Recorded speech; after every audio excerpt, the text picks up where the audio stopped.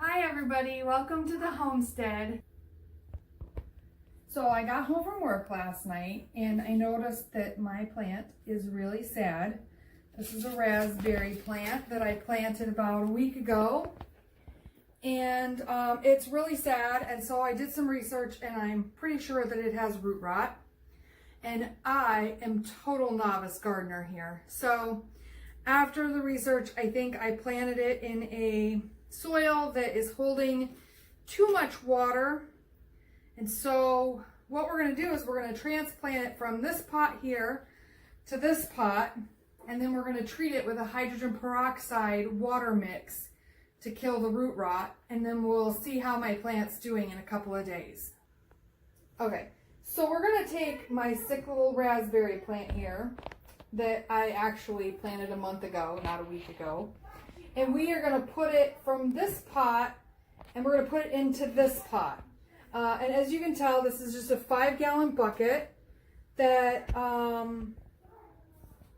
I picked up at any old store. But it is a food grade bucket.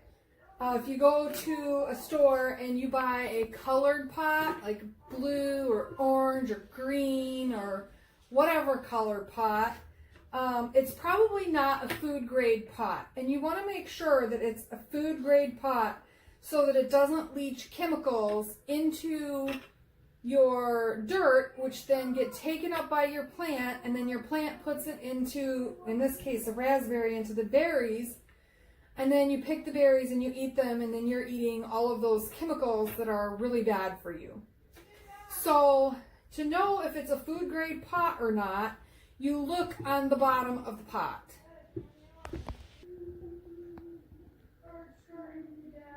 Okay, so if you look right here at this triangle, you'll see that it has a number inside of it, and that is a number 2. And on the side here, it says that it's food grade and that it's BPA free.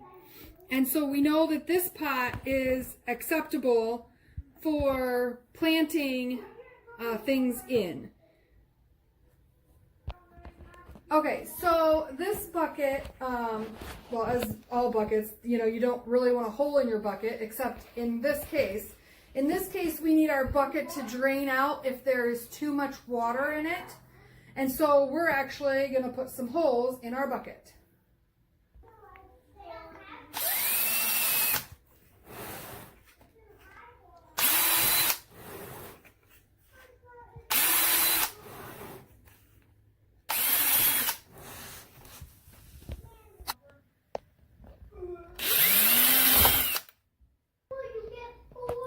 So now that we have put our holes in the bucket, I put 4 holes in the side and a hole in the bottom to make sure that it would drain well. We're going to take our little plant out of here and we're going to plant it into this bucket. The difference between these dirts, I'm not 100% sure, but I know that this is a well-draining soil, and I know that this one holds on to the water. I know that because I have only watered this twice in the last month, and it looks dry on top, but when you get down in there, it is still really wet down in there. So I know that this pot is not draining well, or that it's just retaining moisture, and that it's probably got some root rot going on down in here. And I hope that it's just not so much that we're going to kill our little plant. I hope we can save it. Okay, so we're going to get some of the dirt out of here, and we're going to be real gentle so that we don't hurt the leaves.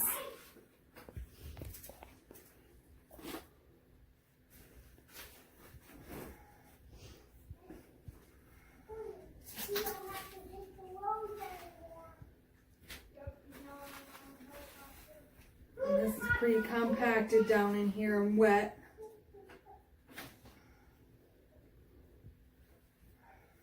Which is probably what's causing the root rot. At least I think that's what the problem is. Trying to feel for the roots, to be real careful with it.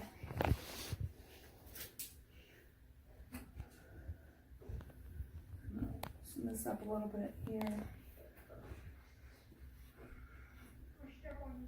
Okay. Oh, it's still not ready to come out yet. Maybe y'all can tell me what I did wrong if it's not root rot.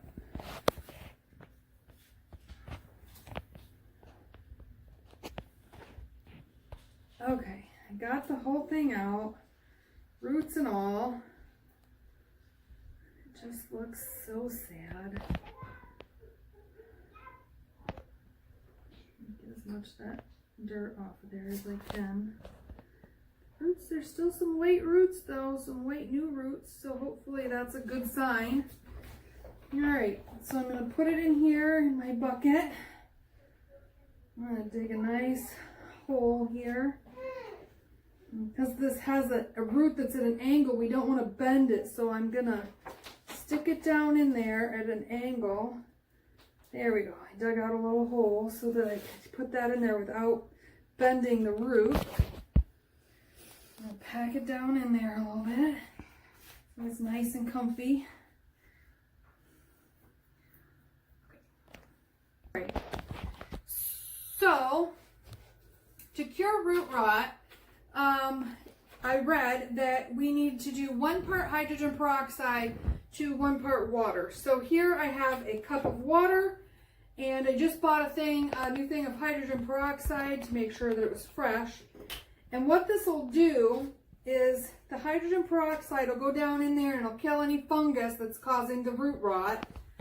And then it will also add oxygen to the water or to the soil, because hydrogen peroxide is H2O2.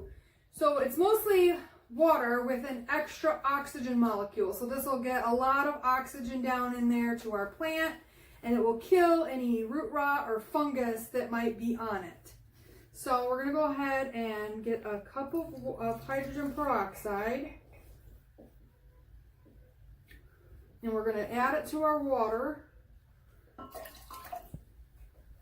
And then I'm just going to give it a little stir here to mix it up.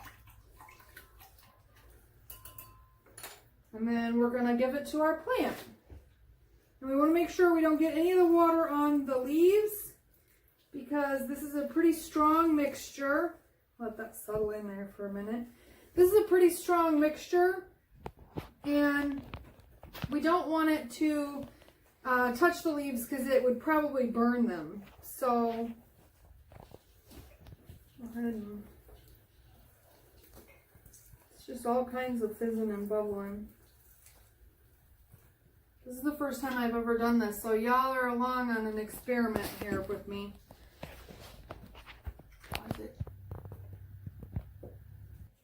Okay, and then our last step is to place our fancy sign here that my mom got me when I was a kid in the pot to try and encourage my raspberry bush to grow.